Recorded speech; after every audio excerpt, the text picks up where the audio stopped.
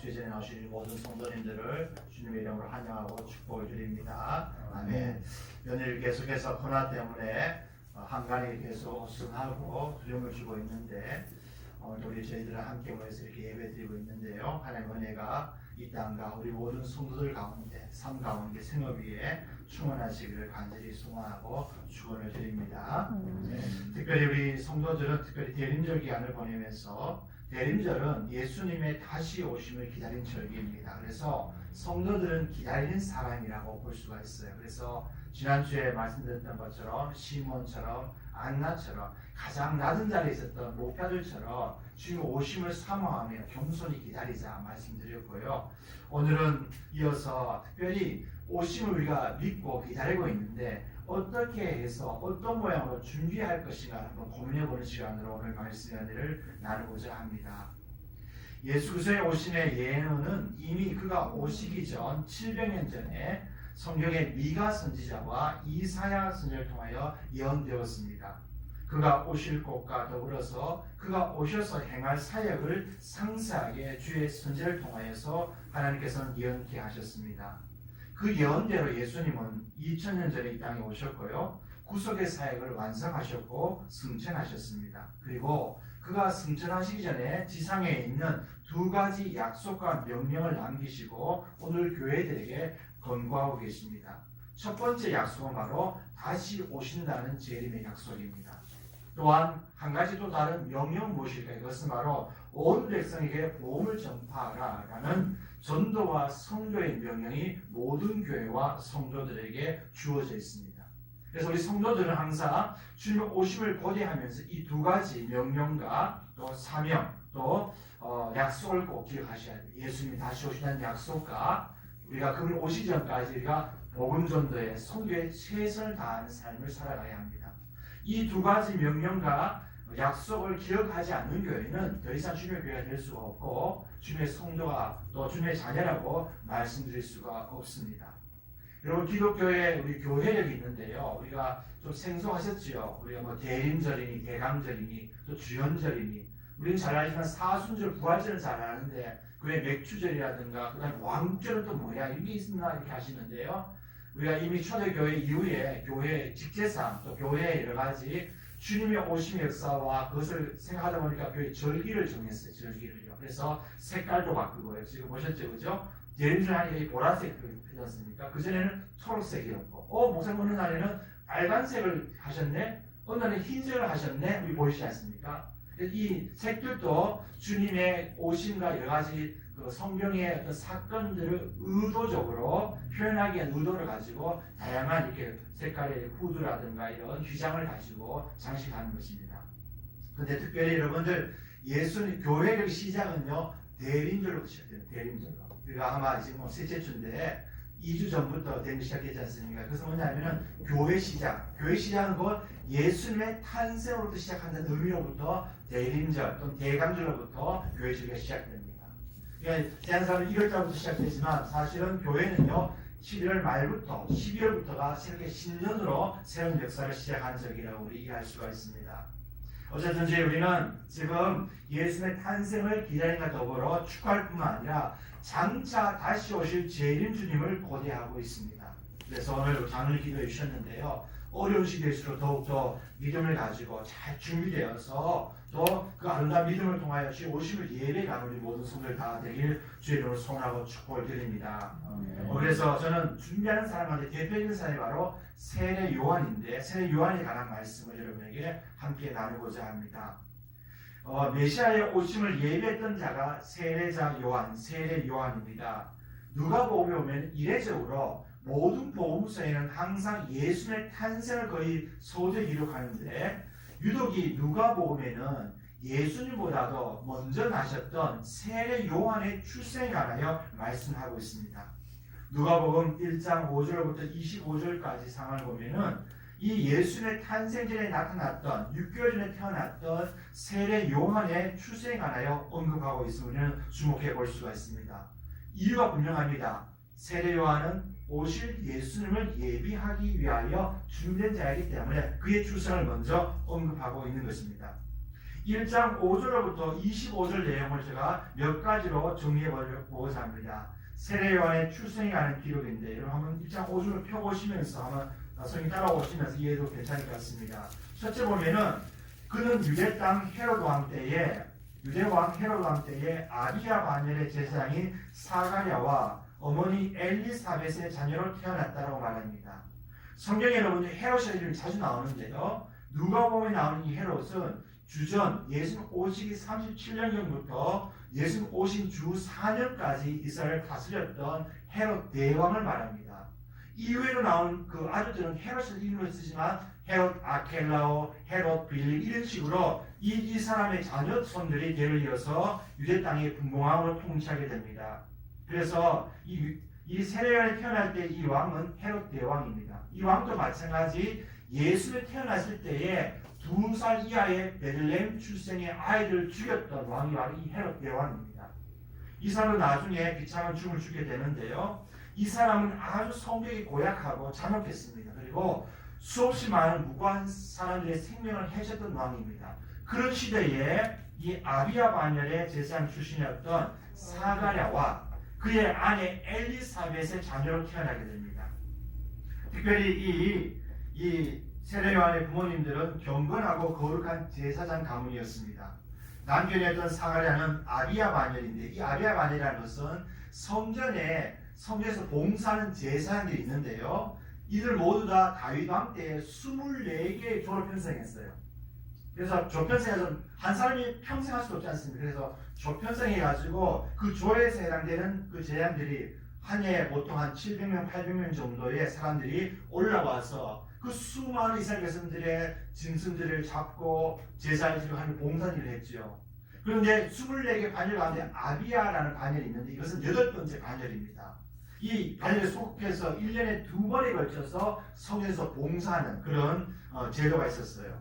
이것은 이후에도 에스라가 포로기한 이후에도 다시 정비되어서 24반열로 그대로 시행되고 있는데 특별히 우리가 기억할 것은 사가랴와 엘리사벳의 가문이 철저하게 제사장 가문이라는 사실을 기억해야 돼요. 어떤 의미가요? 미리 택정한 사람들, 레위 지파의 사람으로서 거룩한 자로 구별된 지파의 사람들이라는 것을 기억해야 합니다. 사가랴라는 이름의 뜻은 여호와께서 기억하신다라는 뜻입니다. 또한 그 아내 엘리사벳은 아론의 후손이면서 그 뜻이 나의 하나님이 맹세하신다라는 뜻이에요. 참 좋은 이름이죠. 어쨌거나 이 두 부부는 경건하고 거룩한 믿음의 가정이었음을 우리는 기억해야 합니다. 근데 놀라운 사실은 성경에 보면은 이 사가랴와 엘리사벳 사이는 아이가 없었어요. 나이가 많았는데 아이가 없었고 또 나이가 많았다라고 성경을 기록합니다. 그런데 그런 상황 가운데 세례 요한을 얻었다는 것은 뭘까요? 하나님의 은혜고 섭리였음을 기억해 볼 수가 있습니다. 사가랴는 제사장의 직무를 수행하던 중에 향단 우편에 서 있는 주님의 사자를 만나게 됩니다. 그 주님의 사자는 아마 가브리엘 천사였을 것으로 추측됩니다. 왜냐하면 가브리엘 천사는 항상 기쁨의 좋은 소식을 전하는 천사장입니다. 이미 우리가 아는 것처럼 요셉과 마리아에게 나타나서 현몽했던 천사가 가브리엘 천사고 이 사가랴와 엘리사벳에게 나타난 천사도 가브리엘 천사인 것이죠. 그는 성전에서 분향단에서 분향한 일을 맡아서 하던 가운데 그 가운데 성소 가운데에 있는 분향단 옆에 서서 있는 천사를 만나게 됩니다. 주의 사자는 그에게 아름다운 복된 소식을 증언하게 됩니다. 천사 가브리엘은 그에게 명합니다. 두려워하지 말라. 너의 간구함이 들린지라. 내 아내 엘리사벳이 내게 아들을 낳아주리니 그의 이름을 요한이라 하라라고 명하게 됩니다. 놀라운 사실은 이 본문 가지고 보면은 이 너의 간구가 들렸다는 말씀이에요. 무슨 말일까요? 이 사가랴는 제사장으로서 이런 기도를 하였을 것입니다. 나라와 민족의 번성을 위한 기도, 메시아 오심을 기다리는 기도를 했을 뿐만 아니라 개인적으로 가정에 하나님 저희 가정에 자녀가 없습니다. 자녀를 허락하여 주옵소서라는 기도를 아마 끊임없이 했을 것입니다. 그런데 비록 나이가 많지만 그런 마음으로 기도했는데 놀라운 사실은 주의 천사가 와서 말하기를 야 사가랴야 너의 기도가 나한테 다 들었다. 누가 들으셨을까요? 하나님이 들으신 것이죠. 그래서 가브리엘 천사를 통하여 말씀하게 하는 것이죠. 너의 소원대로 이루어주마 라는 말씀이죠. 아마 그는 말씀드린 것처럼 이 이스라엘 민족의 메시아가 오셨으면 좋겠습니다는 소원뿐만 아니라 자신의 가정에 대를 이을 자손이 필요합니다는 그 간구를 들으셨다라고 우리는 이해해 볼 수가 있습니다. 사랑하는 성도 여러분, 여러분의 기도는 누가 할까요? 하나님이 들으십니다. 기도를 할 듯이 하나님께서 여러분의 생일한 기도를 들으시고 응답하실 준비하고 계신데 놀라운 사실은요, 응답하는 데는요 시간이 필요할 수가 있어요. 당장 응답되는 것도 있지만 오랜 기간 동안 때를 기다리게 하신 기도 응답도 있다는 것을 기억해야 합니다. 그래서 기도한 다음에는 낙심하지 말아야 됩니다. 기도한 마음으로 기다려야 되는 것이죠. 어쨌거나 이 아들이 태어난다는 말, 특별히 요한이라는 이름은요, 그 뜻이 여호와는 자비하시다라는 뜻입니다. 참 좋은 이름이죠. 어쩌면 이 아이 출생으로 말미암아 이 사가랴 가정에 놀라운 일이 일어날 것을 말씀합니다. 또한 천사가 계속해서 이 아이에 관하여 말씀하기를 주목합니다. 하여 말하기를 모든 일을 가운데 그의 출생은 기쁨이 될 것이다. 그리고 그는 주 앞에 하늘 앞에 큰 자가 될 것이다. 큰 자는 뭘까요? 큰 일을 하는 도구가 될 것이다. 그는 장차 회개의 세를 통하여 장차 오실 메시아를 예배하는 자가 될 것이다 라고 예언합니다. 두 번째, 그는 또한 나시린이 되어야 된다. 나시린이 뭘까요? 여러분은 철저하게 구별된 사람, 술과 독주와 여러 가지 음란한 것들을 취해서는 안 되는 구별된 존재가 바로 나시린이죠. 나시린이 될 것이다 라고 말합니다. 여러분들 중요한 것은요, 하나님의 도구들은 하나님 쓰시는 사람들은 항상 준비된 사람, 거룩한 사람을 쓴다는 것을 기억하셔야 됩니다. 하나님은 자기 없는 사람을 쓰시지 않습니다. 항상 준비시켜서 그분의 때에 맞춰서 쓰시는 것입니다. 교회 일꾼도 마찬가지입니다. 저 사람이 어떻게 기부자가 되어서 할 수 있죠. 그러나 중요한 것은 하나님이 택정하셨다면 그것을 준비케 하시고 세우신다는 것입니다. 또 우리가 사람을 뽑을 때도 마찬가지죠. 교회 일꾼은 특별히 철저하게 준비된 사람, 미리 잘 준비된 사람을 세워야 교회와 또 주님의 영광을 위하여 계신 받을 수가 있게 되는 것을 기억해야 합니다. 세 번째, 이 요한에 관해 말씀하기를, 천사가 말하기를 성령의 충만함을 받아 이스라엘 자손을 주 하나님께로 많이 돌아오게 할 것이다 라고 말했습니다. 이미 세례 요한은 모태에 있을 때부터 성령의 충만함을 입었습니다. 그리고 성령의 임재라는 것은요, 특별히 그에게 인쳐서 구속의 사역을 이루시기 위한 어떤 절차가 바로 성령의 인침의 역사라는 사실을 기억해야 합니다. 메시아의 도래와 성령의 임재는 관계되어 있습니다. 또한 그가 행할 사역도 성령 하나님에 의해서 이루어질 사역임을 분명히 말씀한 것이죠. 성령 하나님은 어떤 일 할까요? 회개와 구원의 사역을 이루어가신 분이 바로 성령 하나님이십니다. 네 번째, 이 세례 요한에 대해서 말하기를 엘리야의 신령과 능력으로 주 앞에서 행할 것이다 라고 천사가 말합니다. 왜 하필 엘리야일까요? 구약에 보면 열왕기상에 보면 엘리야 신이 나오죠. 아주 위대했던 하나님의 사람, 불의 사람, 갈멜산상에서 450명의 우상숭배를 단칼에 베어버렸던 그 불의 사람을 소개하는데, 이 세례 요한에 관한 예언은 구약 말라기서 마지막 책에 보면 4장 5절 이런 예언이 있어요. 보라, 여호와의 크고 두려운 날이 이르기 전에 내가 선지자 엘리야를 너에게 보내리니 그가 아버지의 마음을 자녀에게로 돌이키게 하고 자녀들의 마음을 그들의 아버지에게로 돌이키게 하리라. 돌이키지 아니하면 두렵건대 내가 와서 저주로 그 땅을 칠까 하노라 하시니라 그랬습니다. 이 말라기서에서 말하는 말라기 4장에 말했던 선지자 엘리야가 누구냐면은 구약의 오래된 선지자가 아니라 장차 앞으로 올 세례 요한을 미리 예언한 것이었습니다. 그가 와서 어떤 일일까요? 엘리야의 심정으로 아버지의 마음을 가지고 자녀를 돌이키게 합니다. 여러분, 세상에 어떤 부모가 자녀들이 잘못된 길을 가는 것을 방치할 자가 어디 있겠습니까? 호소해서라도 매력에서라도 끄집어내고 하는 부모의 마음 아니겠습니까? 바로 그런 심정으로 일할 사람이 바로 엘리야인데, 그 엘리야가 바로 세례 요한이다라고 말할 것입니다.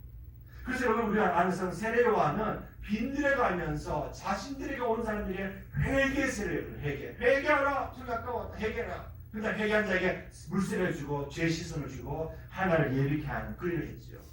바로 성경의 예언 그대로 바로 그런 일을 감당할 자가 바로 세례 요한이라고 분명히 말씀하는 것입니다. 여러분, 기억할 것은 성경은 항상 예언하고 반드시 이루신다는 사실을 기억해야 합니다. 그런데 놀라운 사실은요, 사가랴가 이 천사의 말을 신뢰할 수 없었어요. 왜? 가장 불편한 진실이 뭘까요? 우리 나이가 많은데 무슨 천사가 이런 말을 할까? 현실적으로 어렵다고 생각했던 것 같아요. 그래서 의심을 품고 표적을 구합니다. 내가 이것을 어떻게 알리요? 내가 늙고 아내도 나이가 많습니다. 라고 천사에게 말합니다. 이것은 사가랴의 현실 고백이죠. 불가능하다는 것입니다. 그런데 그의 불가능이죠. 하나님은 절대 불가능하신 분이 아니시죠. 그것을 그는 간과했습니다.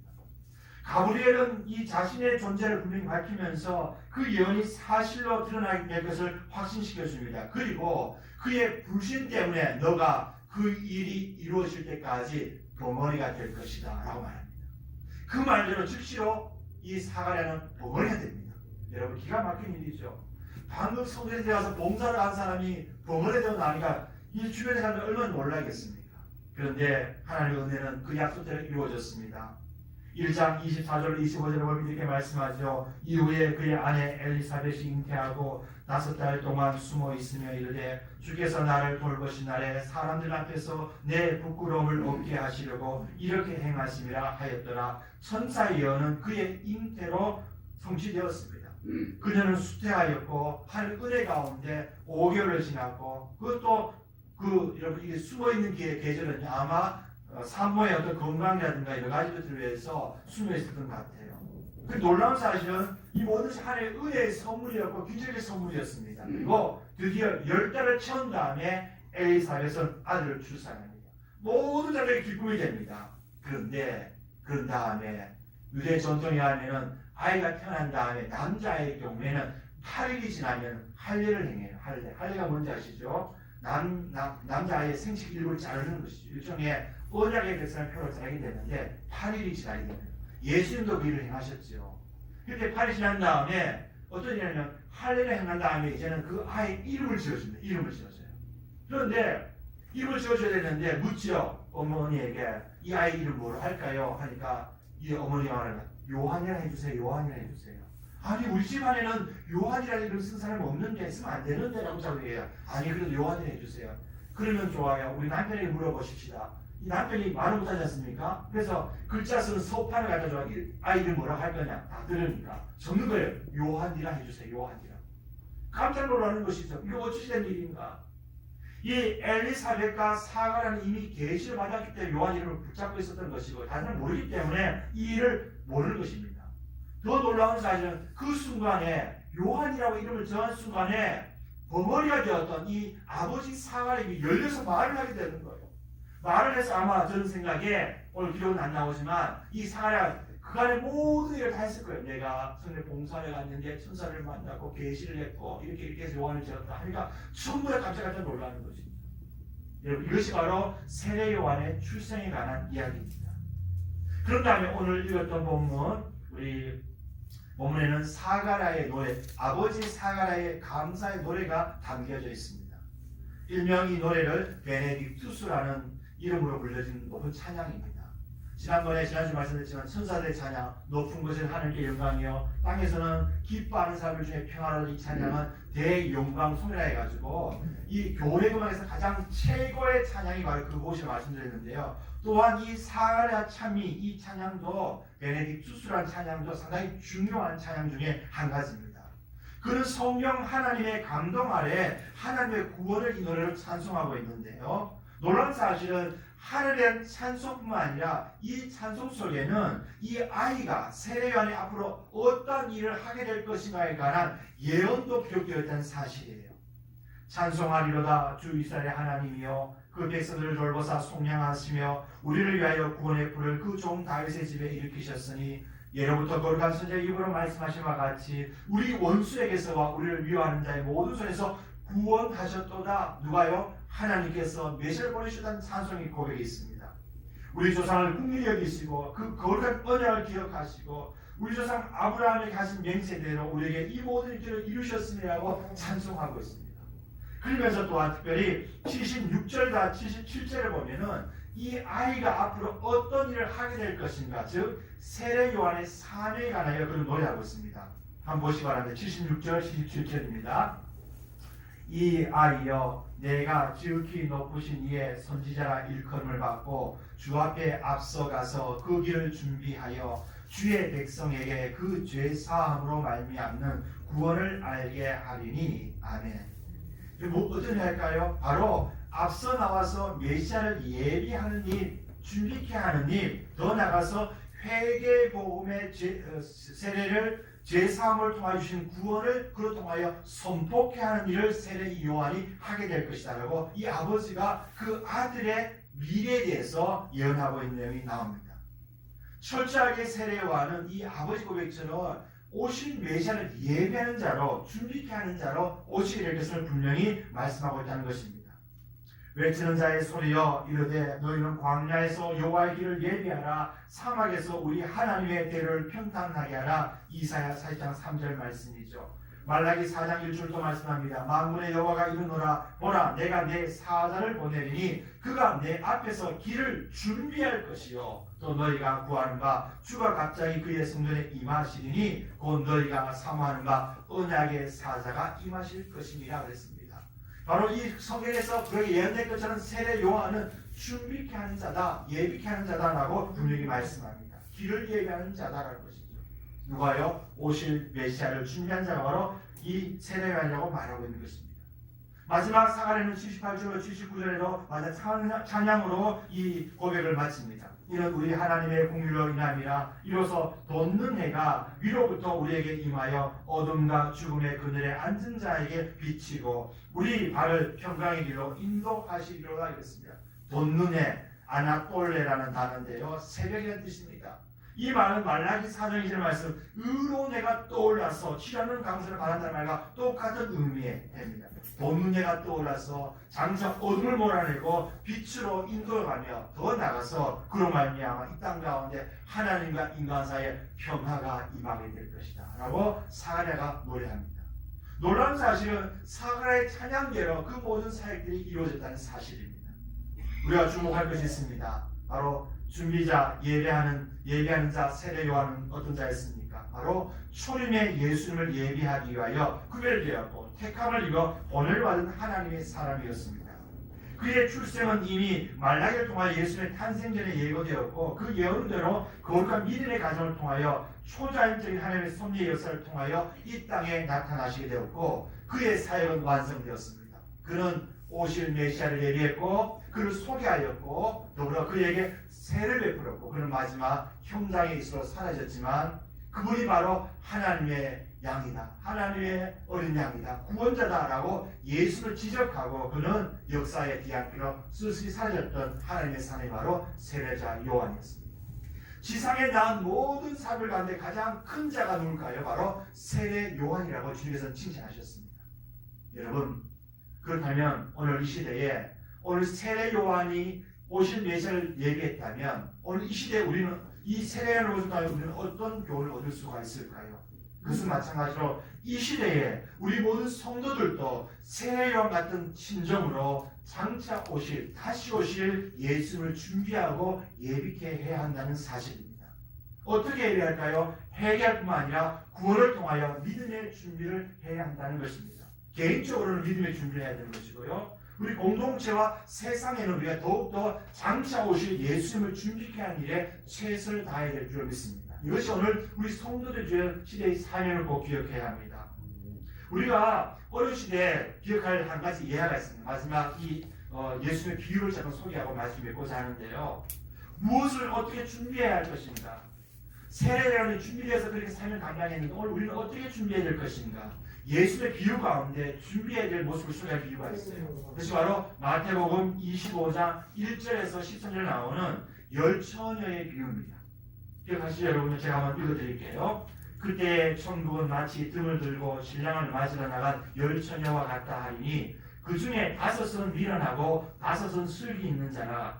미련한 자들은 등을 가지되 기름을 가지지 아니하고 슬기 있는 자들은 그릇에 기름을 담아 등과 함께 가져갔더니 신랑이 더디 오므로 다 졸며 잘세 밤중에 소리가 나되 보라 신랑이로다 맞으러 나오라 하며 이에 그 처녀들이 다 일어나 등을 준비할세 미련한 자들이 슬기 있는 자들에게 이르되 우리 등불이 꺼져가니 너희 기름을 좀 나눠달라 하거늘 슬기 있는 자들이 대답하여 이르되 우리와 너희가 쓰기에 다 부족할까 하노니 차라리 파는 자들에게 가서 너희 쓸 것을 사라 하니 그들이 살아간 사이에 신랑이 오므로 준비하였던 자들은 함께 혼인잔치에 들어가고 문은 닫힌지라. 그 후에 남은 처녀들이 와서 이르되 주여 주여 우리에게 열어주소서. 게다가 이르되 진실로 너에게 이르노니 내가 너희를 도무지 알지 못하노라 하였느니라. 그런즉 깨어있으라. 너희는 그날과 그때를 알지 못하느니라. 뭐라고 여러분들? 이 비유가 들어오면 예수님 마지막 때를 미리 우리에게 말씀하시면서 깨어있으라, 준비해라. 어떤 자와 같이요? 슬기로운 5 처녀처럼 준비해라. 뭘 준비할까요? 등과 기름을 준비해라. 그럼 뭘까요? 등은 뭘까요? 등은요, 외형적인 모습이에요. 저는 그게 외형적인 신앙의 모습, 거룩하고 경건한 삶을 얘기한다면, 기름은 뭘까요? 기름은 보이지 않습니다. 뭘까요? 이것은 내적인 믿음, 구원의 확신, 소망입니다. 우리 오늘 장로님께서 기도해 주셨는데, 참 저도 늘 기도합니다만은, 이 코로나 때문에 교회를 못 나오는 분이 많아요. 제가 느끼는 그들의 믿음이 과연 지켜질 수 있을까? 이게 염려됩니다. 자꾸 여러분들이 교회 나와야 하면 믿음도 등한시하게 되고 말씀도 멀리 해도 마음이 흔들리기 싫거든요. 그러면 이 믿음을 회복하기 상당히 어렵습니다. 이게 제일 걱정됩니다. 사실은.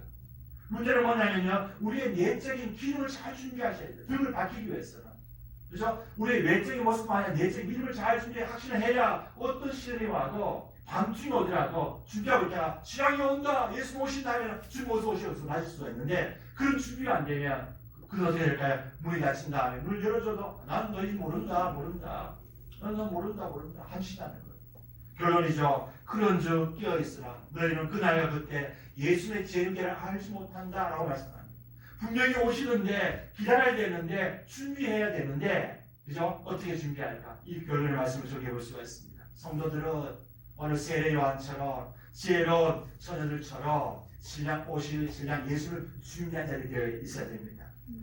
또 세례 요한처럼 외친 자 되어야 됩니다. 회개하라, 천국 가까웠습니다. 주님 오십니다. 회개하십시다. 모이십시다. 열심히 모이십시다. 또한 더불어 그의 삶처럼 거룩하고 경건한 삶을 살아셔야 돼요. 나시린처럼, 그죠? 술과 독주를 피하고 거룩함과 경건을 통하여 천국을 소망하면서 이 땅에 미를 두는 것이 아니라 저 하늘에 소망을 두면서 그런 삶을 사는 자가 진정 거룩한 자요, 또 세례와 같은 삶을 산 자요. 그리고 또 한 가지 마지막은 뭘까요? 내게 주어진 사명이 무엇인가를 알고 나의 삶의 자리에서 그 믿음과 삶의 충성을 감당하는 모습으로 또 하나님께 물끓는 신앙으로 살아갈 때 그런 자들이 진정 준비한 자라고 말씀드릴 수가 있는 것입니다. 사랑하는 성도 여러분, 우리 성신교회 모든 성도들이 마지막 때, 특별히 이 계절을 맞이하여 주님의 오심을 생각하면서 다시 오심을 기억하고 항상 세례 요한과 오늘 슬기로운 5 처녀처럼 준비하는 자로서, 예비하는 자로서 깨어있고, 더불어서 주변에 여러분은 쓰러져 있고 소망을 얻고 절망하는 분들 이렇게 세워서 함께 준비하는, 구원에 이르게 하는 그런 아름다운 사회를 감당하는 우리 모든 성도들이 되시기를 주의 이름으로 소원하고 권면을 드립니다. 기도하겠습니다.